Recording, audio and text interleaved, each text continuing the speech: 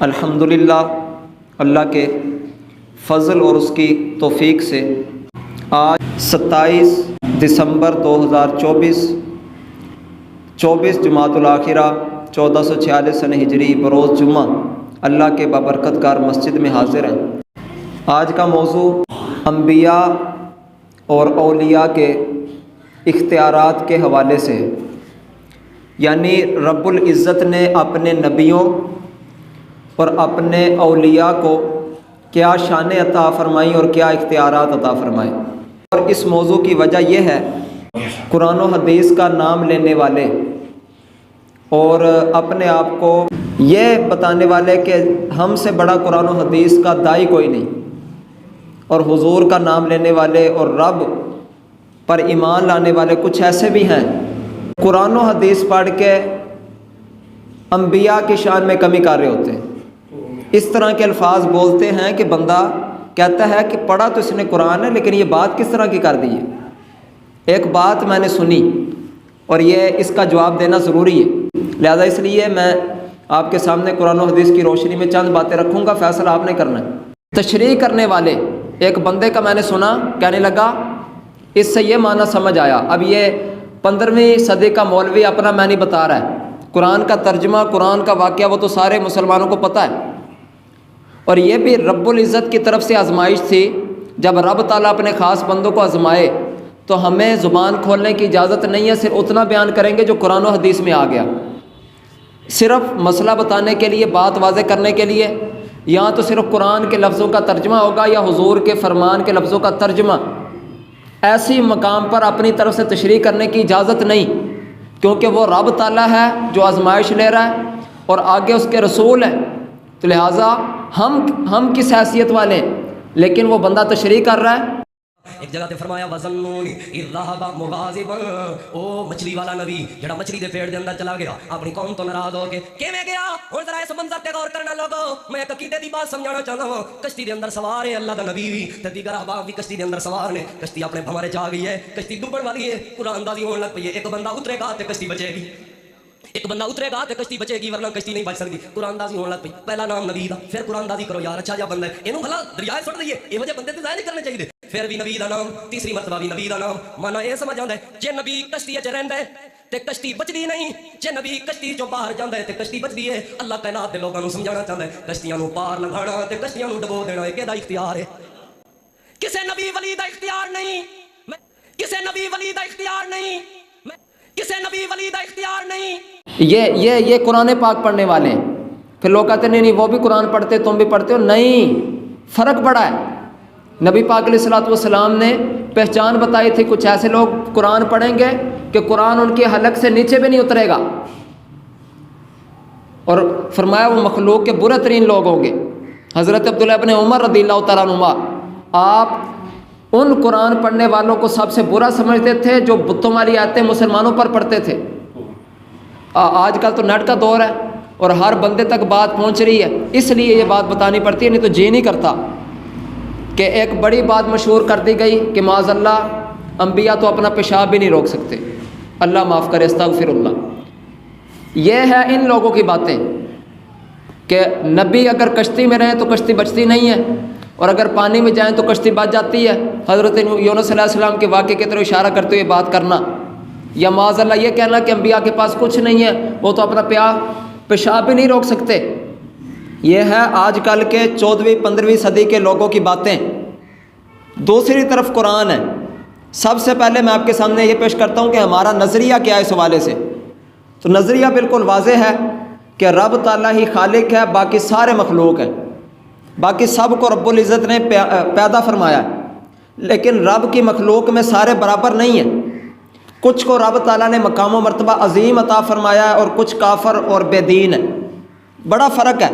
پھر رب تعالیٰ اپنے خاص بندوں کو بہت ساری ایسی شانیں عطا فرماتا ہے جو کسی اور کے پاس نہیں ہوتی۔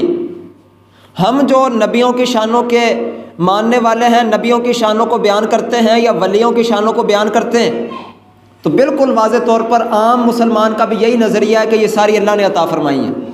کوئی ایک بات بھی ایسی نہیں ہے کہ ہم کہتے ہیں کہ یہ نبی کی اپنی طاقت ہے۔ رب تعالیٰ جب چاہتا ہے تب ہی اس کے نبی اس طاقت کو استعمال کرتے ہیں، اور وہ لوگوں کو نفع پہنچاتے ہیں، اور جب رب تعالیٰ نہیں چاہتا تو ایسا نہیں ہوتا۔ ہمارا نظریہ تو اس حوالے سے یہ ہے، اور قرآن اور حدیث میں رب العزت نے اپنے انبیاء کی شانوں کو بیان کیا ہے، اور نبیوں کو اس لیے بھیجا گیا ہے تاکہ لوگ ان کے پاس آئیں اور ہدایت حاصل کریں۔ نبیوں نے معجزات اس لیے دکھائے لوگوں کو پتہ چلے کہ ان کے پاس بڑی طاقت ہے، لوگ ان کے پاس آئیں، بڑی طاقت ہے ان کے پاس، اور پھر یہ نبی بتائیں کہ یہ طاقت ہماری اپنی نہیں ہے بلکہ خدا کی دی ہوئی ہے، تاکہ ان کو پتہ چلے کہ دیکھو ان کے پاس اتنی طاقت ہے پھر بھی اپنی بات نہیں کرتے، اللہ کی بات کرتے ہیں، تو پتہ چلتا ہے کہ رب تعالیٰ حق ہے، وہ ہے۔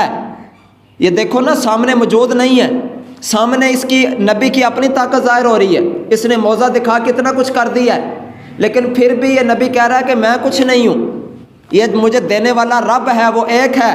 تو یہ معجزات اور کتابیں یہ تو رب تعالیٰ کے ایک ہونے کی دلیل تھی، آج کل اسی پر اعتراضات۔ یہ کرامت یہ رب تعالیٰ کی عظیم قدرت کی دلیل، لیکن اس کے حوالے سے بھی عجیب و غریب باتیں آج کل شروع ہو گئی ہیں۔ تو چند میں قرآن و حدیث کی آیتیں پیش کروں گا کہ رب العزت اپنے نبیوں کی شانیں بیان کرتا ہے، اور آج کل کا مسلمان قرآن و حدیث کا نام لینے والا وہ نبیوں کے نقص ڈھونڈتا پھرتا ہے، اور لوگوں کو یہ ثابت کرتا پھرتا ہے کہ نبیوں کے پاس کچھ نہیں ہوتا، نبیوں کے پاس کچھ بھی نہیں ہے۔ باتیں تو اتنی ہیں کہ ختم نہ ہو، لیکن ٹائم اتنا نہیں ہوتا۔ چند اہم باتیں آپ کے سامنے عرض کرتا ہوں، آغاز کرتا ہوں۔ میں نے شروع میں آیت پڑھی تھی، پارہ نمبر 3 میں موجود ہے۔ رب العزت نے ارشاد فرمایا کہ حضرت عیسیٰ علیہ السلام اپنی قوم سے کہہ رہے ہیں، انی اخلق لکم من الطین کہیئۃ الطیر فانفخ فیہ فیکون طیرا باذن اللہ۔ آپ فرمانے لگے کہ لوگوں، میں تمہارے سامنے مٹی لیتا ہوں اور مٹی کا میں پرندے کی شکل کی صورت بناتا ہوں، پرندے کی طرح مٹی کو یعنی گوندھ کے گیلا کر کے پرندے کی صورت بناتا ہوں، فانفخ فیہ، اور میں اس کے اندر پھونک مارتا ہوں، فیکون طیرا باذن اللہ، وہ اللہ کے حکم سے پرندہ بن کے اور پڑتا ہے۔ یہ ہے اللہ کے نبی کی شان جو رب العزت بیان کر رہا ہے اور قرآن میں بیان کر رہا ہے۔ حضرت عیسیٰ علیہ السلام تو پہلے گزر گئے تھے، اور یہ اپنی قوم سے آپ نے کہا تھا، ہمیں تو نہیں پتا تھا، لیکن رب العزت نے قرآن میں بیان کر کے ہمیں بتایا کہ میں نے اپنے نبی کو یہ شان عطا کی ہے۔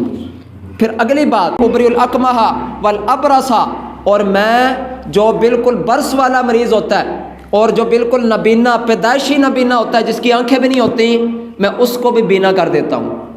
میں برس والے کو شفا دیتا ہوں، اور جو بالکل نابینا ہوتا ہے میں اس کو بینا کر دیتا ہوں، میں اس کو آنکھیں دے دیتا ہوں۔ وَأُحْيِي الْمَوْتَىٰ، اور میں تو مردوں کو بھی زندہ کر دیتا ہوں بِإِذْنِ اللہ، لیکن ہوتا اللہ کے حکم سے۔ بتائیے یہی نظریہ نہیں ہمارا؟ مسلمانوں کا یہی عقیدہ نہیں کہ رب نے اپنے نبیوں کو بڑی شانیں دی ہیں؟ یہ ہمارا نظریہ ہے، اور شانیں یہ ہیں، وہ فرماتے ہیں اللہ کے حکم سے ہوتا ہے لیکن کرتا میں ہوں، میں بیماروں کو شفا دیتا ہوں، اور میں جو ہے وہ اندھوں کو بینا کرتا ہوں، اور میں اللہ کے حکم سے مردوں کو زندہ کرتا ہوں۔ یہ حضرت عیسیٰ علیہ السلام قوم میں اعلان کر رہے ہیں، وَأُنَبِّئُكُم بِمَا تَأْكُلُونَ وَمَا تَدَّخِرُونَ فِي بُيُوتِكُم، اور میں تمہیں خبر دیتا ہوں جو تم کھاتے ہو اور جو تم اپنے گھروں میں ذخیرہ کر کے آتے ہو، یعنی تم جو کھا کے آئے میں وہ بھی بتاتا ہوں، اور جو گھر چھوڑ کے آئے ہو مجھے اللہ نے یہ علم عطا فرمایا میں وہ بھی تمہیں بتا دیتا ہوں۔ تو یہ اللہ کے نبیوں کی شان ہے، قرآن یہ بتاتا ہے، اور 15ویں صدی کا مولوی یہ بتاتا ہے، تو بتاؤ کس کی ماننی ہے؟ تو لہٰذا اس لیے نام سارے قرآن کا لیں گے، لیکن دیکھیں نا کہ قرآن کوئی بندہ اوپر یعنی لیبل تو یہ لگائے کہ شہد لے لو، شہد لے لو، شہد لے لو، شیشی کے اوپر بھی وہ اس نے سٹیکر ڈالا ہو اور اس کے اوپر لکھا ہو خالص شہد، لیکن اندر اگر شراب ہو تو کیا اوپر دیکھ کر شہد کا لیبل ہم لے لیں گے؟ یا کیا اس کو استعمال کرنا درست ہو جائے گا؟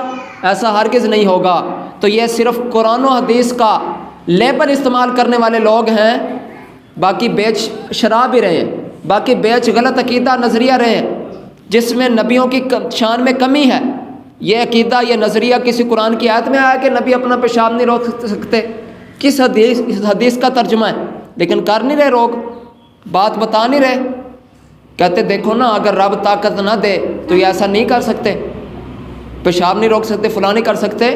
ہم کہتے ہیں کہ طاقت نہ دینے کی تو بات ہی نہیں ہے، رب نے تو دی ہے، یہ تو فرضی بات کیوں کر رہے ہو؟ ہم نے کون سا کہا کہ خود ان کی اپنی طاقت آ گئی؟ رب کی طاقت دی ہوئی تو ہم نے مانا، اور تم آگے فرضی باتیں کر رہے ہو کہ اگر رب تعالیٰ طاقت نہ دے تو پھر کیا ہوگا؟ وہ تو سب کو ہی پتہ ہے کہ رب کی طاقت نہ اگر دے تو کوئی ذرہ بھی نہیں ہل سکتا، یہ تو بات ہی نہیں۔ ہم تو بس اس پر کر رہے ہیں کہ رب نے طاقت دی ہے، پھر تم کیوں نقص تلاش کرتے ہو؟ پھر کیوں کہتے ہو کہ نبی یہ نہیں کر سکتے، یہ نہیں کر سکتے؟ اس نے طاقت دی ہے، اگر نہ دی ہوتی اور پھر ہم کوئی ثابت کرتے پھر بات تھی۔ اگلی بات کی طرف آئیے، یہ قرآن میں حضرت عیسیٰ علیہ السلام کی شان جو اللہ نے آپ کو اختیارات دیے وہ بتائے، اور اتنا بڑا اختیار کہ میں مردوں کو زندہ بھی کر دیا کرتا ہوں۔ دوسرے نبی کی شان سنیے، سورۃ صاد ہے، پارہ نمبر 23 ہے۔ رب العزت فرماتا ہے فَسَخَّرْنَا لَهُ الرِّيحَ تَجْرِي بِأَمْرِهِ، فرمایا ہم نے ہوا کو حضرت سلیمان کے قابو میں دے دیا۔ یہ لے ہوا ساری آپ کی، ہوا کو سلیمان علیہ السلام کے قابو میں دے دیا، یہ ہوا آپ کی ہے، اب کنٹرول آپ نے کرنی ہے۔ تجری بِأَمْرِهِ قرآن پارہ نمبر 23 سورۃ صاد، اس کا تیسرا رکوع، رب العزت فرماتا ہے ہم نے طاقت حضرت سلیمان علیہ السلام کو یہ دی کہ ہوا بھی ان کے قابو میں کر دی، ہوا ان کے قابو میں کی، اور ہوا قابو میں کی، اور وہ ہوا جو ہے وہ حضرت سلیمان علیہ السلام کے حکم سے چلتی ہے۔ وہ حضرت سلیمان علیہ السلام کہتے ہیں ہمارے تخت کو ادھر لے جاؤ تو وہ ادھر چلتی ہے، اور اگر اور کسی کی طرف حکم دیتے ہیں وہ وہاں پر چلتی ہے۔ تجری بِأَمْرِهِ رُخَاءً، بڑی آہستہ آہستہ، بڑی نرم نرم، حیث اصاب، جہاں پر وہ چاہتے ہیں، ہوا وہاں پر جاتی ہے۔ وَالشَّيَاطِينَ كُلَّ بَنَّاءٍ وَغَوَّاصٍ، فرمایا بڑے بڑے شیطانوں کو بھی حضرت سلیمان کے قابو میں دے دیا۔ وہ بلڈنگیں بنانے والے چاہے ہوں، چاہے سمندروں میں غوطہ لگانے والے ہوں، جنات کی بھی علیحدہ علیحدہ طاقتیں، فرمایا عمارتیں بنانے والے جن بھی آپ کے قبضے میں ہیں، اور جو پانی کے اندر غوطہ لگاتے ہیں وہ جن بھی آپ کے قبضے میں ہم نے کر دیے ہیں۔ رب تو اپنے نبیوں کی شانیں بیان کرے اور امت یہ کہے کہ معاذ اللہ وہ اپنا پیشاب بھی نہیں روک سکتے، تو یہ کیا انداز ہے؟ یہ میں نے پہلے عرض کیا کہ اگر رب تعالیٰ نہ چاہے تو پھر تو ذرہ بھی نہ ہلے، یہ تو بات ہی نہیں۔ ہم یہ کہتے ہیں کہ رب نے تو شانیں دی ہیں، تم پھر کیوں نقص تلاش کرتے ہو؟ تم پھر کیوں اس طرح کی باتیں کرتے ہو؟ معنی یہ سمجھ آتا کیوں کہتے ہو؟ کیوں اپنی طرف سے معنی نکال کر لوگوں کو گمراہ کرتے ہو؟ مانا یہ سمجھ آتا ہے جے نبی کشتی چ رہندا ہے تے کشتی بچدی نہیں، جے نبی کشتی چوں باہر جاندا ہے تے کشتی بچدی ہے۔ وہ قرآن و حدیث کا نام سن کر بات سنتے ہیں اور آگے ان کو زہر دے دیا جاتا ہے کہ جاؤ لے جاؤ، عقیدہ خراب کر لو، نظریہ خراب کر لو۔ عقیدہ بنیاد ہے، عمل پھر ہے۔ عقیدہ بڑا ضروری ہے اور درست عقیدہ رکھنا بڑا اہم ہے۔ دیکھیے مزید اگلی بات، ارشاد فرمایا، اب میں نے 2 انبیاء کا ذکر بتایا، ان کی طاقتیں بتائیں جو قرآن میں رب العزت نے بیان کی ہیں۔ ذرا ولی کی شان بھی سنیے قرآن سے کہ رب نے اپنے ولی کو کیا شان عطا فرمائی ہوتی ہے۔ بڑی مشہور بات ہے، آپ نے کئی بار سنی ہوگی، پارہ نمبر 19 ہے، سورۃ النمل ہے، اور حضرت سلیمان علیہ السلام ہے۔ ہوا ویسے ان کے قابو میں ہے، لیکن دیکھیے وہ دوسروں کی طاقت کا اظہار بھی کروانا چاہتے ہیں۔ ملکہ بلقیس وہ چلی ہے اپنے علاقے سے، حضرت سلیمان علیہ السلام نے اس کو اپنی طاقت بتانی ہے کہ رب العزت نے مجھے کتنی زیادہ طاقت عطا فرمائی ہے، تو کہنے لگے یعنی خود نہیں میں کروں گا، کیونکہ خود کی شان تو بڑی عظیم ہے، میں اپنے درباریوں سے کروا کے بتاؤں گا کہ رب نے شان کیا عطا فرمائی ہے۔ یہاں پر دیکھیں نا، ہم تو یہ کہتے ہیں کہ جب ان کے درباری کی یہ شان ہے، اتنا بڑا تخت وہ لائے گا تو ان کی اپنی شان کیا ہوگی، ہم یہ کہتے ہیں۔ لیکن میں نے کچھ کتابوں میں پڑھا، جو بد مذہب لوگ ہیں ان کی کتابوں میں لکھا ہوتا ہے اگر حضرت سلیمان کے پاس اپنی طاقت ہوتی تو پھر وہ دربان کو نہ کہتے، خود طاقت نہیں تھی اس لیے اس کو کہا ہے۔ یہ نظریے کا یہی تو فرق ہے، یہی تو فرق ہے سوچ کا، سمجھنے کا۔ ہم کہتے ہیں ان کے درباری کی اگر یہ شان ہے تو اس نبی کی شان کیا ہوگی، لیکن میں نے خود دیکھا کہ جو دوسرے بد مذہب لوگ ہیں، وہ تبلیغی جماعت والے یا اس طرح کے جتنے بھی، ان کی کتابوں میں لکھا ہوا ہے کہ اگر حضرت سلیمان کی طاقت ہوتی کہ وہ تخت لے آتے تو پھر اپنے درباری کو نہ کہتے، پتہ چلا کہ ان کے پاس طاقت نہیں تھی۔ یہ نتیجہ ان کا ہے اور دوسرا ہمارا ہے، اور بتائیے کہ کون سا نظریہ لینا ہے۔ یہ بھی بالکل واضح رستہ واضح ہے، تو لہٰذا اس لیے حضرت سلیمان علیہ السلام فرمانے لگے ایکم یاتینی بعرشھا قبل ان یاتونی مسلمین، بتاؤ کہ اس کا تخت میرے پاس اس کے آنے سے پہلے پہلے کون اس کا تخت اٹھا کر میرے پاس لائے گا۔ اب تخت کتنا ہے، ہاتھ سے نہیں پکڑا جائے، عام بندہ بھی اس کو نہ لا پائے، کیونکہ 60 گز وہ لمبا ہے اور 40 گز چوڑا ہے اور 8 گز اونچا ہے۔ اتنا بڑا تخت وہ بھی اگر لایا جائے، بندوں کو بھیجا جائے تو پتہ نہیں کتنا وقت لگے اور اس کو لاتے ہوئے پتہ نہیں کیا کچھ کرنا پڑے، اور آپ کہہ رہے ہیں کہ اس کے میرے پاس آنے سے پہلے پہلے۔ اب دیکھیں نا، اس نے ایک طرف کا سفر کرنا ہے، وہ چال پڑی ہے، اس نے ایک طرف کا سفر کرنا ہے، اور جس نے یہاں سے جا کر وہاں لے کر آنا ہے اس نے پہلے وہاں پہنچنا ہے اور پھر وہاں سے اٹھا کر لے کر آنا ہے۔ بڑا کام ہے، مشکل کام ہے۔ ایک جن کھڑا ہوا، رب العزت فرماتا ہے قال عفریت من الجن، ایک جن کھڑا ہو گیا، جن کھڑا ہو کر کیا کہتا ہے، انا آتیک بہ قبل ان تقوم من مقامک، دوپہر سے پہلے پہلے لے آؤں گا۔ بڑی طاقت ہے اس کی کہ جو مہینے لگ جائیں، آپ کے دربار کا جو جن جو آپ کے قبضے میں ہے، آپ کا حکم مانتا ہے، تعمیل کرنے والا ہے، وہ جن کھڑا ہو کر کہہ رہا ہے کہ کوئی پریشانی کی بات نہیں ہے، میں دوپہر سے پہلے پہلے آپ کی مجلس برخاست ہونے سے پہلے پہلے وہ تخت آپ کے پاس لے آؤں گا۔ لیکن فرمانے لگے طاقت یہ بھی بڑی ہے، لیکن لوگوں کو پتہ نہیں ہے کہ رب العزت کی طاقت کتنی ہے اور اپنے بندوں کو شانیں کتنی عطا فرماتا ہے، تو اس لیے فرمایا کہ نہیں، اس سے بھی جلدی کون لائے گا، کون ہے جو اس سے جلدی لائے؟ تو رب العزت فرماتا ہے بندے کا تعارف اور اس کی شان رب العزت قرآن میں بیان کرتا ہے، جو ہدایت کی کتاب ہے، جو قیامت تک باقی رہے گی۔ ارشاد فرمایا قال الذی عندہ علم من الکتاب، وہ بندہ اٹھا، وہ بندہ بولا جس کے پاس کتاب کا علم تھا، کتاب کا علم جس کو رب العزت نے، ویسے اس وقت کتاب کون سی تھی؟ قرآن تو نازل نہیں ہوا تھا، اس وقت زبور تھی، کیونکہ حضرت سلیمان علیہ السلام حضرت داؤد علیہ السلام کے بیٹے ہیں، تو داؤد علیہ السلام پر زبور نازل ہوئی ہے، تو زبور کتاب کا علم جاننے والا رب العزت فرماتا ہے قال الذی عندہ علم من الکتاب، وہ بندہ اس نے اٹھ کر کہا جس کے پاس کتاب کا علم تھا، انا آتیک بہ قبل ان یرتد الیک طرفک، کہ میں آپ کے پاس تخت لے آؤں گا اور پلک جھپکنے سے پہلے لے آؤں گا۔ آپ ابھی پلک نہیں جھپکیں گے، میں پہلے لے آؤں گا۔ صرف کہاں نہیں، فلما رآہ مستقرا عندہ، جب آپ نے اگلے لمحے دیکھا تو تخت سامنے موجود تھا، وہ لے کر بھی آ گیا، صرف دعویٰ نہیں کیا، ان کو پتہ تھا ان کو چاہیے تخت مانگنا ہے، لہٰذا اجازت نہیں مانگی، بلکہ ان کو خبر دی کہ حضور میں آپ کے دربار کا ایک درباری ہوں اور آپ کا امتی ہوں، آپ پوچھ رہے ہیں کہ جلدی لانا ہے، میں پلک جھپکنے سے پہلے لاؤں گا، اور یہ دیکھیے موجود ہے، وہ سامنے لے کر بھی آئے۔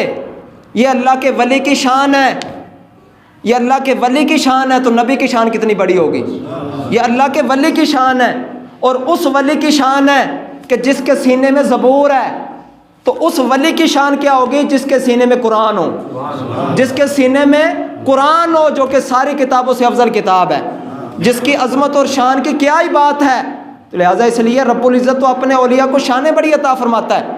کچھ لوگ کہتے ہیں اچھا شانیں بڑی دی ہیں، اور تم کہتے ہو کہ اس لیے ہم ان سے کہتے ہیں، ان سے مانگتے ہیں، ان کا وسیلہ پیش کرتے ہیں کہ اللہ نے شانیں دی ہیں، تو کیا وہ اللہ سے لے کر دیں گے یا اپنی مرضی سے دیں گے؟ ہم کہتے ہیں نہیں، اللہ سے لے کر دیں گے۔ وہ کہتے ہیں اگر اللہ سے لے کر دینا ڈائریکٹ اللہ سے ہی مانگ لو۔ تو سوال میرا اسی آیت پر یہ ہے کہ حضرت سلیمان علیہ السلام کو نہیں پتا کہ رب نے طاقت دینی ہے، رب نے سارا کچھ کرنا ہے، تو دعا کیوں نہیں کر دیتے؟ وہ ایک بندے سے کیوں کہہ رہے ہیں؟ وہ اس لیے کہہ رہے ہیں کہ یہ نظریہ پتہ چلے کہ رب العزت نے اپنے بندے بھی کچھ مقرر کیے ہیں، اپنے بندے بھی کچھ بھیجے ہیں، نہیں تو دوائی لینا بھی جائز نہ ہو، نہیں تو علاج کروانا بھی جائز نہ ہو، کیونکہ شفا وہاں پر بھی رب العزت نہیں دینی ہے، لیکن دوائی ہم لے کر جاتے ہیں، اس نظریے سے لے کر جاتے ہیں کہ اللہ چاہے گا تو شفا ہوگی۔ اگر کوئی بندہ یہ نظریہ نہ رکھے اور یہ کہے کہ رب چاہے یا نہ چاہے یہ دوائی سے مجھے شفا مل جانی ہے، بندہ مسلمان نہیں رہے گا۔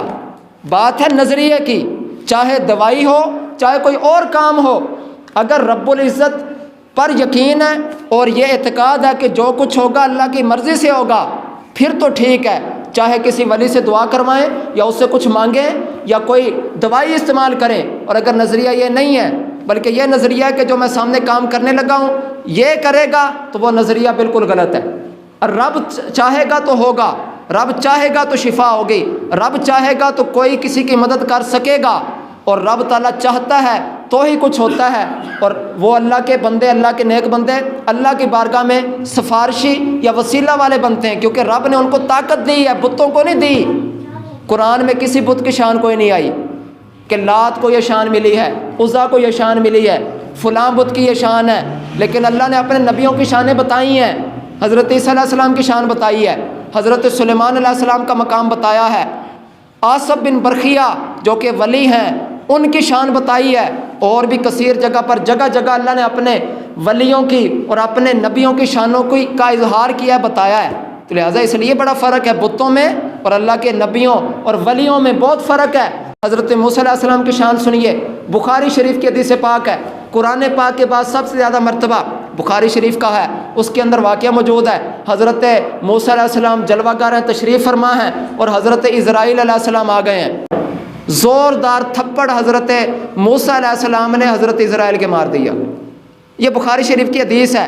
مجھے نہیں پتہ چلنا تھا، آپ کو پتہ نہیں چلنا تھا، اس امت کو پتہ نہیں چلنا تھا کہ حضرت موسیٰ علیہ السلام کے پاس اسرائیل آئے اور ان کی آنکھ نکال دی تھپڑ مار کے۔ ہمیں نہیں پتہ چلنا تھا جب تک اللہ کے حبیب نہ بتاتے۔ یہ بخاری شریف کے اندر آیا، اللہ کے حبیب نے بتایا تو ہمیں پتہ چلا۔ نبی پاک علیہ السلام بھی اپنے امتیوں کو بتا رہے ہیں کہ اللہ نے نبیوں کو شانیں کیا عطا فرمائی ہیں۔ اور یہ اگر بخاری مسلم پڑھیں گے، وہاں پر جو حضرت موسیٰ کی فضیلت کا چیپٹر ہے اس کے تحت حدیث موجود ہے کہ یہ اللہ نے نبیوں کو شانیں عطا فرمائی ہیں، فضائل، یہ فضیلت ہے ان کی کہ اسرائیل علیہ السلام اللہ کے حکم سے آتے ہیں اور جب وقت ختم ہوتا ہے تب آتے ہیں۔ لیکن حضرت موسیٰ علیہ السلام، وہ لوگ کہتے ہیں کہ پیشاب نہیں روک سکتے، اور یہاں پر تو یہ موت کو ہی روک رہے ہیں۔ موت کا وقت مقرر ہوتا ہے، نہ ایک لمحے آگے ہوتا ہے نہ پیچھے ہوتا ہے، لیکن حضرت موسیٰ علیہ السلام تھپڑ مار کے ان کو واپس کر کے بتا رہے ہیں کہ وہ اور بندوں کے لیے ہے، وہ دوسرے بندوں کے لیے حکم ہے کہ نہ ایک لمحہ آگے ہو نہ پیچھے ہو۔ رب نے اپنے نبیوں کو اختیار دیا ہوتا ہے، اگر نبی چاہیں تو ہی موت آتی ہے۔ حضرت علیہ السلام ڈیلا لے کر اللہ کی بارگاہ میں عرض کی، مولا تو نے اس کے پاس بھیجا کہ جو مرنا ہی کوئی نہیں چاہتا۔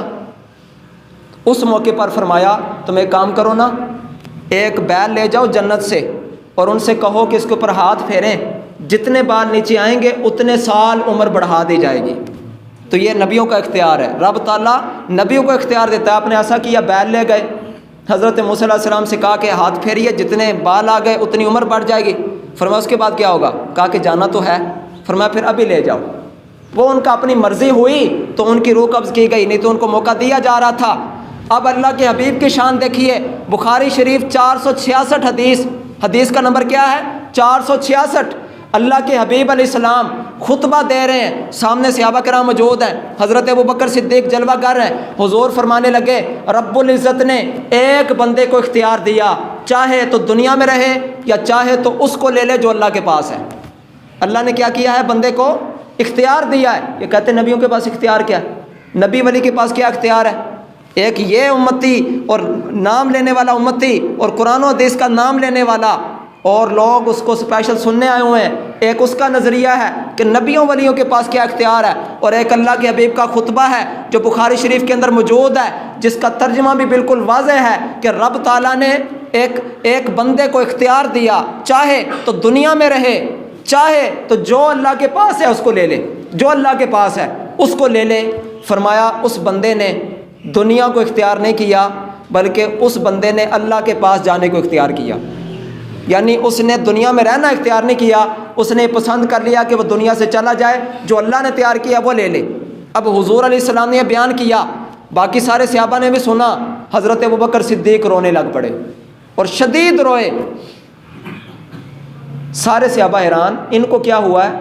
حضور علیہ السلام نے ایک بندے کا ذکر کیا، اس نے اللہ کے پاس جانا اختیار کیا، صحیح تو کیا ہے، تو یہ کیوں رو رہے ہیں؟ اس کے بعد ایک صحابی جو اس حدیث کو بیان کرنے والے ہیں کہنے لگے اصل میں ہمیں کوئی پتہ نہ چل سکا، یعنی ہر کوئی محرم راز نہیں ہوتا، ہر کوئی حقیقت تک نہیں پہنچتا، کچھ خاص بندے ہوتے ہیں۔ کہتے حضور کی اس بات کی تہ تک کوئی بھی نہ پہنچا سوائے ابوبکر کے، کیونکہ وہ سب سے زیادہ جاننے والے تھے۔ حضور جس بندے کے بارے میں بتا رہے تھے کہ اس نے اللہ کے پاس جانا اختیار کیا ہے، دنیا کو اختیار نہیں کیا، وہ کوئی اور نہیں تھا بلکہ اللہ کے حبیب خود تھے۔ وہ حضور اپنی بات بتا رہے تھے کہ میں جاننے والا ہوں، تو جب جدائی کا غم ابھی ستا رہا ہے، ابھی حضور سامنے موجود ہیں، لیکن جب یہ فکر ہوئی کہ حضور چلے جائیں گے تو اس لیے رو پڑے اور شدید روئے۔ لیکن ان کی شان بڑی عظیم ہے، حضور نے صحابہ کے سامنے ان کی شان کو بیان کیا۔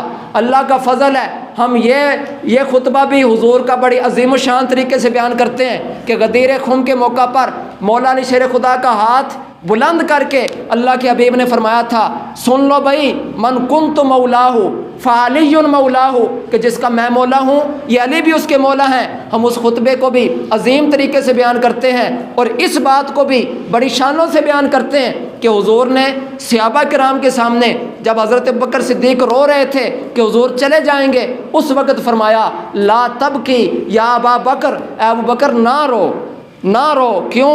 کیونکہ لوگوں میں جس کے مال نے اور جس کی صحبت نے مجھے سب سے زیادہ نفع دیا اور مجھ پر احسان کیا، ابو بکر وہ تم ہی ہو۔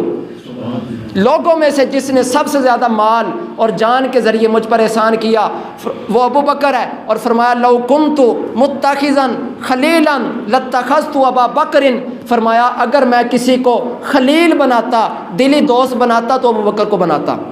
اور فرمایا سن لو بھائی، مسجد کے اندر کوئی دروازہ بھی کھلا نہ چھوڑا جائے سوائے ابو بکر کے دروازے کے، سارے دروازے بند کر دو۔ بہت سارے صحابہ کے دروازے مسجد کے اندر کھلتے تھے، فرمایا سارے دروازے بند کر دو، ہاں ابو بکر کا دروازہ بند نہیں ہوگا، وہ کھلا رہے گا، آج بھی کھلا ہے۔